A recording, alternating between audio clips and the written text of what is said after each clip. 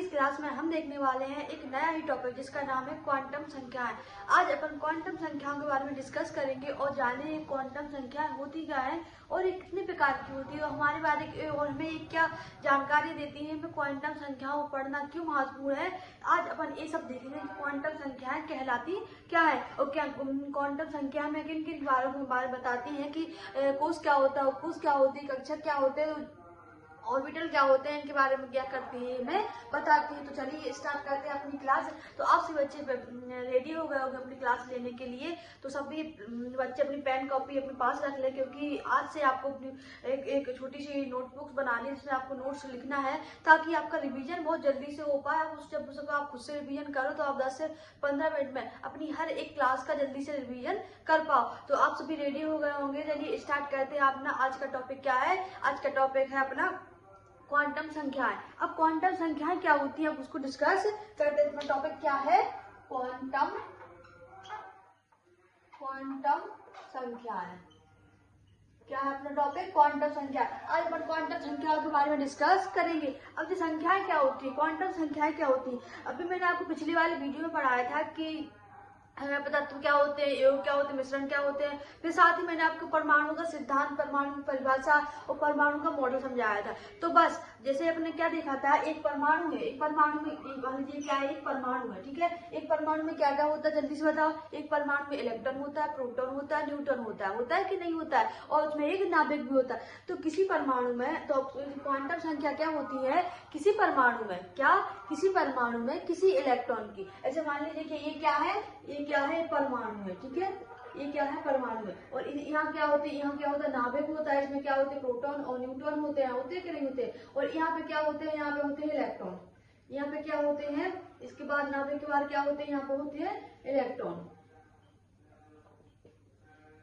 Electron होते हैं। तो जो क्वांटम संख्या होती है, क्वांटम संख्या हमें क्या बताती है? क्वांटम संख्या हमें इलेक्ट्रॉन के बारे में बताती है कि कोई इलेक्ट्रॉन कहाँ पे है, उसकी जो वास्तविक स्थिति है तो वो क्या है, उसकी कौन सी कक्षा में है और उसके पास कितनी ऊर्जा है। ये सब बताने के लिए हम जिन संख्याओं का यूज करते हैं क्या कहते हैं, हम क्वांटम संख्या कहते हैं। अब समझिए थोड़ी बुक मतलब अपनी लैंग्वेज में कि इसकी डेफिनेशन अपन कैसे लिख सकते हैं, क्वांटम संख्या क्या कहलाती है। तो क्वांटम संख्या वे संख्याएं कहलाती हैं जो किसी परमाणु में किसी इलेक्ट्रॉन की वास्तविक स्थिति और ऊर्जा को प्रदर्शित करने के लिए जिन संख्याओं का या क्या वास्तविक स्थिति और क्या ऊर्जा ज्ञात करने के लिए जिन संख्याओं का यूज किया जाता है, हम क्या कहते हैं, अपन उनको क्या कहते हैं, क्वांटम संख्याएं कहते हैं। आई होप आपको क्लियर समझ में आया होगा कि जो क्वांटम संख्या क्या होती है। जैसे मान लीजिए ये परमाणु है, ठीक है, ये क्या है, परमाणु है। और यहाँ पे मान लीजिए कि यहाँ पे एक परमाणु इसका नाभिक, ये मान लीजिए इलेक्ट्रॉन इस वाली कक्षा में है,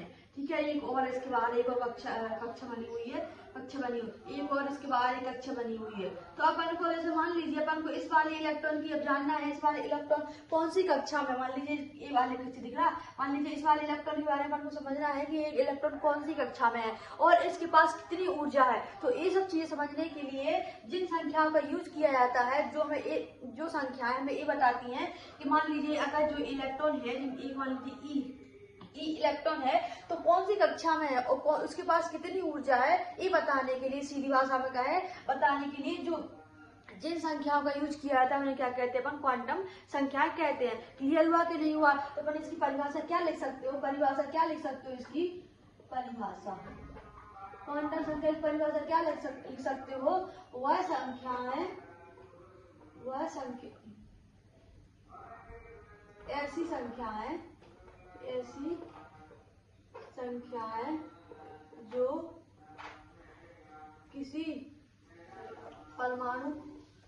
किसी परमाणु में किसी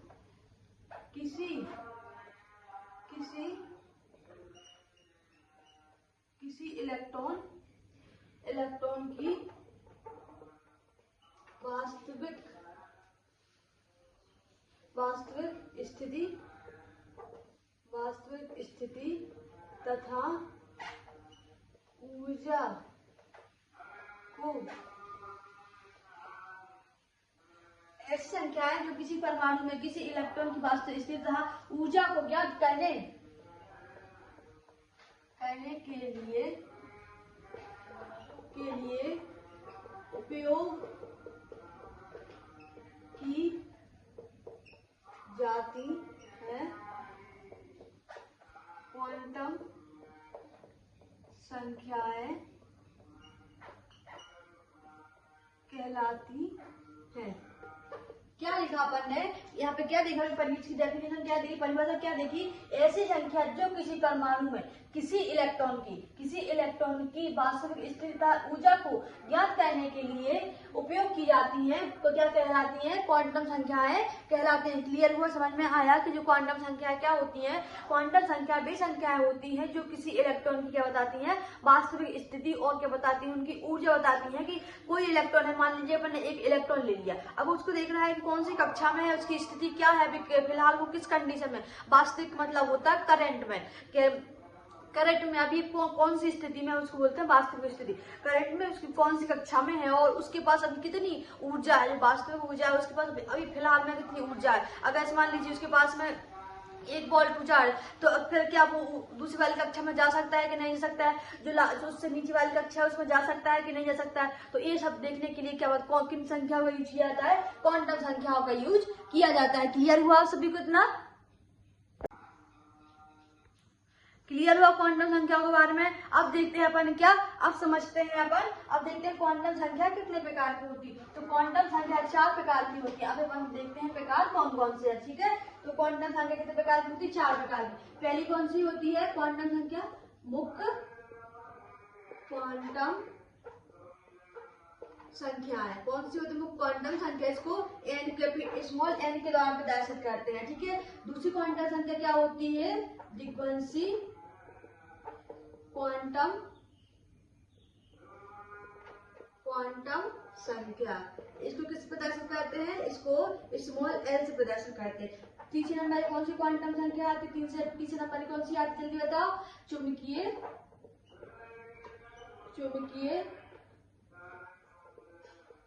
क्वांटम संख्या। इसको किसे प्रदर्शित करते हैं, इसको स्मॉल एम से प्रदर्शित करते हैं। इसी प्रकार चौथी कौन सी क्वांटम संख्या आती है, चक्रण क्वांटम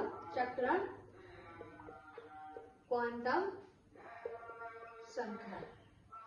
इसको किस प्रदर्शित करते हैं, इसको एस के द्वारा प्रदर्शित करते हैं। अब चक्रण क्वांटम संख्या क्या होती है, अब समझते हैं अपन। जो इसमें 4 प्रकार की क्वांटम संख्या के बारे में बताया गया था, अब अपन इसके बारे में डिस्कस करते हैं कि 4 प्रकार की क्वांटम संख्या है कौन कौन सी होती है। सबसे पहले कौन सी क्वांटम बताई, सबसे पहले होती है मुख्य क्वांटम संख्या। मुख्य क्वांटम संख्या को जो स्मॉल एन होता है, इसके द्वारा इसको क्या करते हैं, प्रदर्शित करते हैं। मुख्य क्वांटम संख्या क्या बताती है, मुख्य क्वांटम संख्या है बताती है कि किसी परमाणु के बाहर, किसी नाभिक के बाहर कितनी कक्षाएं, मतलब हमें जो मुख्य क्वांटम संख्या कक्षा के बारे में बताती है, कोष के बारे में हमें बताती है। इस जो मुख्य क्वांटम संख्या की खोज किसने की थी, एक विज्ञानी थे जिनका नाम था बोर।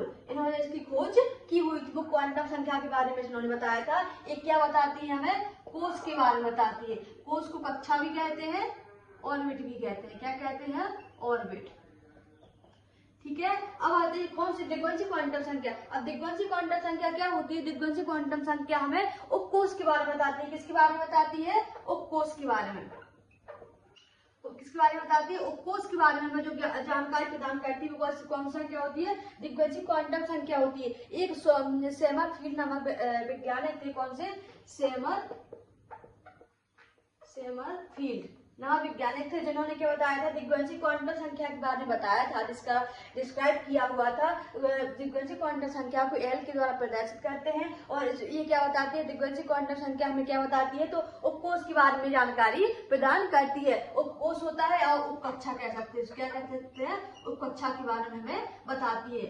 क्लियर हुआ, इतना समझ में आया? अब देखते हैं कौन सी, चुंबकीय क्वांटम संख्या। अब चुंबकीय क्वांटम संख्या क्या होती है, चुंबकीय क्वांटम संख्या क्या बताती है, ये हमें कक्षक के बारे में बताती है। किसके बारे में बताती है, कक्षक के बारे में बताती है कि कोई कक्षक कितनी है क्या नहीं है, कक्षक के बारे में जानकारी देते हैं। अभी इसके बाद अपन क्या देखेंगे, इसके बाद हम पढ़ेंगे फिर कोष क्या होता है, उपकोष क्या होता है, कक्षक के बारे में समझेंगे। पहले अपन जानते हैं कि जो अपन कोष के बारे में पढ़ेंगे, उपकोष के बारे में पढ़ेंगे, कक्षक के बारे में पढ़ेंगे, तो जो आते कहाँ थे, तो जो अपन ने देखा कि कहाँ से निकल के आते हैं ये वर्ड, कोष कक्षा। इन्होंने दिए थे, विभिन्न प्रकार के व्यक्ति आए थे, जो वैज्ञानिक आए थे, इन्होंने इनका वर्णन किया हुआ था। जैसे कि एक मुख्य क्वांटम संख्या के बारे में बताया था, एक बोर नामक वैज्ञानिक थे, उन्होंने बताया था कि जो जो मुख्य क्वांटम संख्या होती है क्या होती है, अपनी कक्षा के बारे में मतलब कोष के बारे में हमें जानकारी प्रदान करती है कि नाभिक के बाहर कितने कोष हुए, कोष है। क्लियर हुआ। फिर दूसरे कौन सा है, दिग्वंशी क्वांटम संख्या। दिग्वंशी क्वांटम संख्या हमें क्या बताती है कि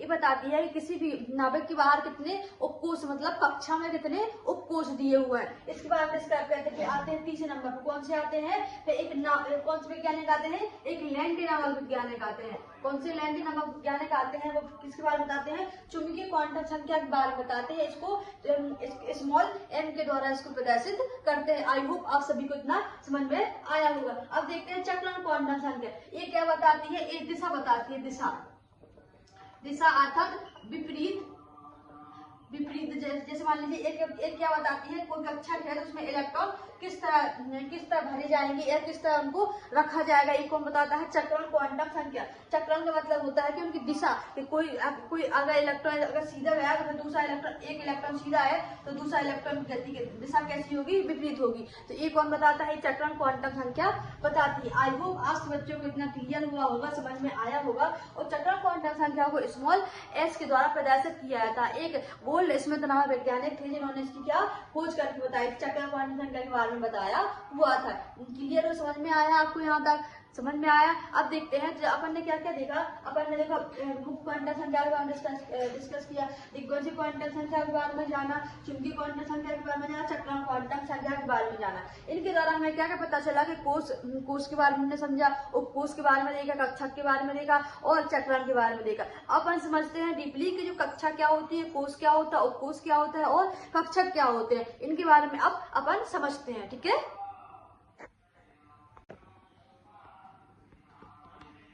अब क्या देखते हैं, अपन देखते हैं किसके बारे में, कोर्स के बारे में समझते हैं, कोर्स के बारे में जानते हैं, कक्षा के बारे में जानते हैं और चक्रण के बारे में अब अपन क्या करते हैं, समझते हैं। सबसे पहले देखते हैं क्या होती है कोर्स। सबसे पहले क्या होता है कोर्स, इसको क्या कहते हैं, इसको अपन कक्षा भी कहते हैं, ठीक है, इसको ऑर्बिट भी कहते हैं। क्लियर हुआ, कक्षा या कोर्स के बारे में अब समझने की कोशिश करते हैं। तो जैसे मान लीजिए एक परमाणु है, ठीक है, एक परमाणु है, इसके अंदर क्या है, नाभिक है, ठीक है, ये क्या हो गया, धनायन का एक नाभिक हो गया। इसके बाद एक कक्षा है, ठीक है, एक ए वाली कक्षा हो गई, एक दूसरी कक्षा हो गई, इसके बाद फिर एक और इसकी कक्षा बाहर हो गई, फिर एक और इसके बाद कक्षा हो गई, इसके बाद एक और कक्षा हो गई। तो अब जो कोर्स क्या होती है, जो कक्षा क्या होती है, अब कक्षा में क्या बताती है, क्या बताने की कोशिश करती है कि कक्षा, जैसे मान लीजिए क्या है, यहाँ पे NO3 है। अब ऐसे ये क्या करती है, अब एक कक्षा मतलब हमें कक्षा के बारे में बताती है। किसी परमाणु के बाहर जो नाभिक होता है, किसी परमाणु में नाभिक होता है, नाभिक के बाहर कौन कौन सी कक्षाएं होती हैं, अब उनके बारे में कौन बताता है, उनके बारे में जानने के लिए जो कक्षाएं होती हैं तो वो यहाँ बताई जाती है। उनको ये क्या कहते हैं, कोष कहते हैं। मतलब कहने का तात्पर्य ये है, नाभिक के बाहर जो कक्षाएं होती हैं उनको प्रदर्शित करने की जो कक्षाएं होती है उनको ही क्या कहते हैं, अपन उनको ही क्या कहते हैं, कोर्स या ऑर्बिट कहते हैं। क्लियर हुआ। एक परमाणु में जो नाभिक के बाहर होती है, नाभिक के बाहर बहुत सारी कक्षाएं होती हैं, जो आपने दिख रहा होगा, आपको दिख रही है, ये जो गोला बना हुआ, अभी तक जो गोला बनाया आपको समझाया था, डिस्क्राइब किया था। इन गोला जो बने हुए हैं इनको क्या कहते हैं, अपन इनको कक्षा कहते हैं। क्लियर हुआ, समझ में आया। इनको क्या कहते हैं, इनको ही अपन कोर्स कहते हैं। अब इनका नाम रख दिया जाए, इनको किससे प्रदर्शित कहते हैं, इसको एल से, के से, एल से, एम से, एन से और इस तरह इनका नाम अपन रखते जाते हैं। जैसे मान लीजिए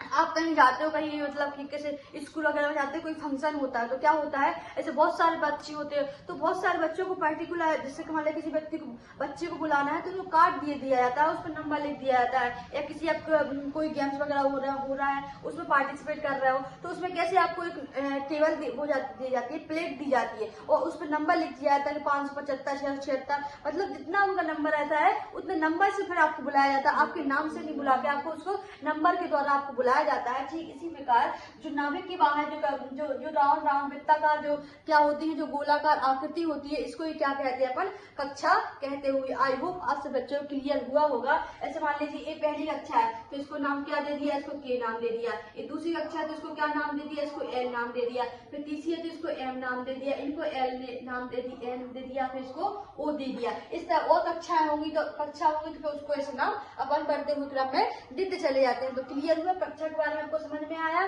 क्लियर हुआ। इसको किसके द्वारा प्रदर्शित करते हैं, इसको KLM के द्वारा इसको प्रदर्शित करते हैं, ठीक है। तो कक्षा के बारे में आपको समझ में आ गया होगा। अब देखते हैं क्या, अब देखते हैं उपकोष के बारे में, मतलब उपकक्षा के बारे में देखते हैं। उपकोष क्या होता है, उपकक्षा। अब जैसे मान लीजिए एक कक्षा है, एक कक्षा क्या माने बने, ये क्या है, कक्षा है, एक कक्षा है, ठीक है, इसको अपन कक्षा कहते हैं। अब इस कक्षा में क्या होते हैं, इस कक्षा के अंदर क्या होते हैं, इस कक्षा के अंदर उपकोष होते हैं।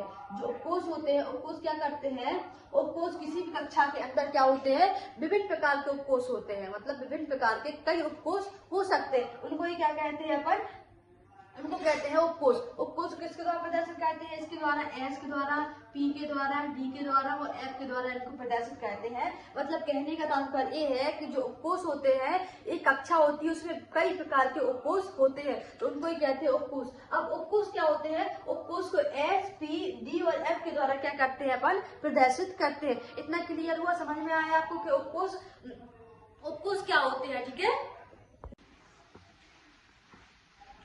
अपन क्या देखते हैं, अब देखते हैं अपन क्या कक्षक के बारे में समझते हैं। कक्षक क्या होते हैं, तो देखो आपने क्या देखा, मान लीजिए क्या बना है, एक परमाणु बना है, इसके अंदर क्या है, नाभिक है। अब नाभिक के बाहर क्या है, कक्षाएं, क्या है, कक्षाएं। कक्षा के अंदर क्या होता है, उपकोष होते हैं। तो अब कक्षक क्या होते हैं, कक्षक वो होते हैं किसी परमाणु के नाभिक, क्या होता है, किसी परमाणु के नाभिक के चारों ओर का वह द्विविमीय क्षेत्र, कौन सा, एक द्विविमीय क्षेत्र जहाँ पे इलेक्ट्रॉन के पाए जाने की संभावना कैसी होती है, सर्वाधिक होती है, उसको क्या कहते हैं अपन, कक्षक कहते हैं। मतलब किसी परमाणु के नाभिक के चारों ओर का वह द्विविमीय क्षेत्र, एक क्षेत्र जहाँ पे इलेक्ट्रॉन पाए जाने की संभावना कैसी होती है, सर्वाधिक होती है, तो क्या कहते हैं अपन, कक्षक कहते हैं। मतलब सीधे कहने का मतलब ये होता है कि जहाँ पे इलेक्ट्रॉन सर्वाधिक होते हैं वो क्या कहलाती है, वो कक्षा कहलाती है। मतलब जहाँ पे इलेक्ट्रॉन सर्वाधिक पाए जाने की संभावना होती है,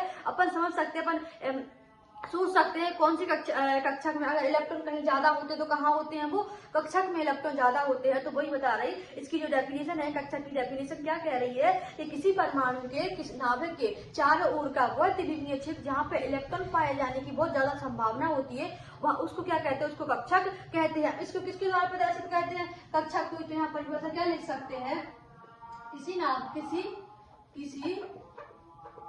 परमाणु के नाभिक के चारों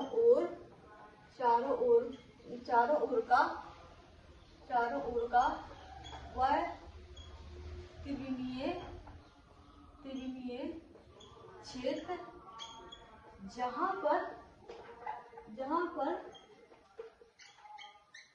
जहां पर इलेक्ट्रॉन पाए जाने की संभावना सर्वाधिक होती है, कक्षक कहलाते हैं। क्लियर हुआ सभी को।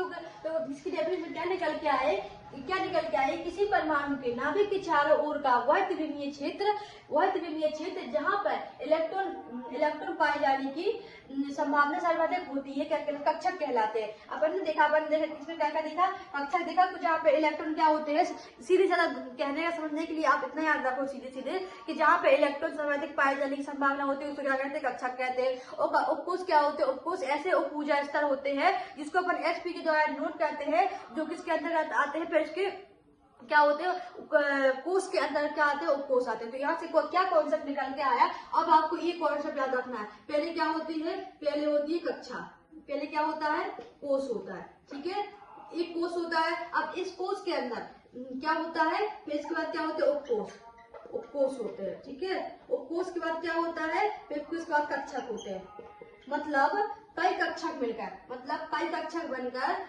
क्या करते हैं, उपकोष का निर्माण करते हैं, ठीक है। क्या करते हैं, उपकोष का निर्माण करते हैं। और कई उपकोष मिलकर कई उपकोष मिलकर किसका निर्माण करते हैं, कोष का मतलब कक्षा बनाते हैं। तो हम कह सकते हैं कि कैसा होता है, पहले होती है किसी नाभिक में क्या होता है, पहले होता है कक्षक होता है, ठीक है, कक्षक के बाद क्या होता है, उपकोष होता है, उसमें क्या होता है, उपकोष होता है, उपकोष के बाहर पे क्या होता है, कक्षा होती है। क्लियर हुआ, समझ में आया। तो आप क्या कह पाओगे, किसी परमाणु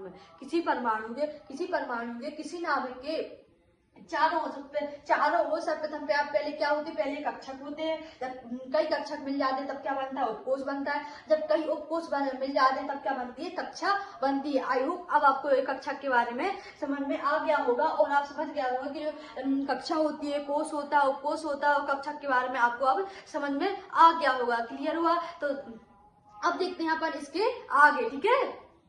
अब यहाँ से देखते हैं अपन कक्षा देखें, कक्षा क्या अपने कक्षा की परिभाषा समझ ली। अब देखते हैं कक्षा कितने प्रकार के होते हैं। अब कक्षा के बारे में थोड़ा समझते हैं। कक्षा 4 प्रकार के होते हैं। अब इसके बारे में अपन समझते हैं, ठीक है। तो कक्षा कितने प्रकार के होते हैं, कक्षा 4 प्रकार के होते हैं। पहला प्रकार कौन सा होता है, एस कक्षक होता है। कौन सा कक्षक होता है, एस कक्षक होता है। दूसरा क्या होता है, पी कक्षक होता है।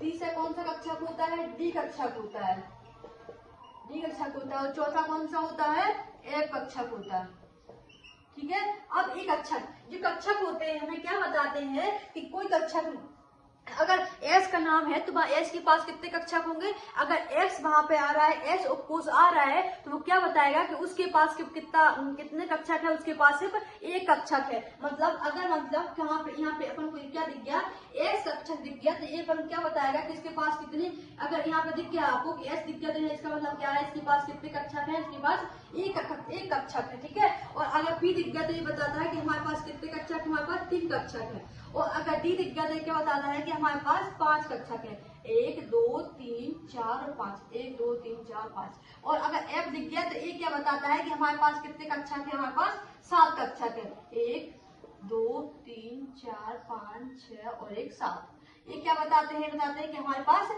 कितने कक्षक हैं। क्लियर हुआ, एक कक्षक। तो जब आपको पता चल गया कि एक कक्षक है, देखो अब यहाँ से, अब आपका कॉन्सेप्ट यहाँ से समझ में आएगा आपको। अभी आपने क्या देखी, अब थ्योरी देखी। आप थोड़ा यहाँ पे थोड़ा फोकस करना है, यहाँ समझने की कोशिश करना है। जिस बच्चे को नहीं समझ में आया तो अब इस पे थोड़ा विशेष ध्यान देना। ऐसा तो हो ही नहीं सकता कि आप सभी को समझ में नहीं आया हो। और अगर जिस बच्चे को नहीं समझ में आया तो यहाँ पे विशेष ध्यान देना। पहले अपन अब क्या देख रहे हैं, अपन कक्षक देख रहे हैं। अब कक्षक क्या होता है, अगर वहां पे अगर कहीं पे दिख गया आपको एस कक्षक लिखा है तो एस कक्षक क्या बताता है कि हमारे पास कितना है, हमारे पास एक कक्षा रहेगी, मतलब एक कक्षा होगी हमारे पास, ठीक है। और अगर पी कक्षा है वहां तो क्या बताता है कि हमारे पास 3 कक्षा होंगी, ठीक है। और क्या होगा, 3 कक्षक होंगे। और डी है तो वहां पर क्या बताया कि हमारे पास कितने कक्षक होंगे, हमारे पास 5 कक्षक होंगे। और जो एफ होगा वो क्या बताएगा कि हमारे पास कितने कक्षक होंगे, हमारे पास 7 कक्षक होंगे। जब कक्षक के बारे में अपन देख लिया, अपन देखो अब चेन बनाओ। जब कक्षक के बारे में देखा अपन ने, कक्षक के बारे में देखा, अब देखते हैं उपकोष के बारे में, ठीक है। अब उपकोष के बारे में देखा,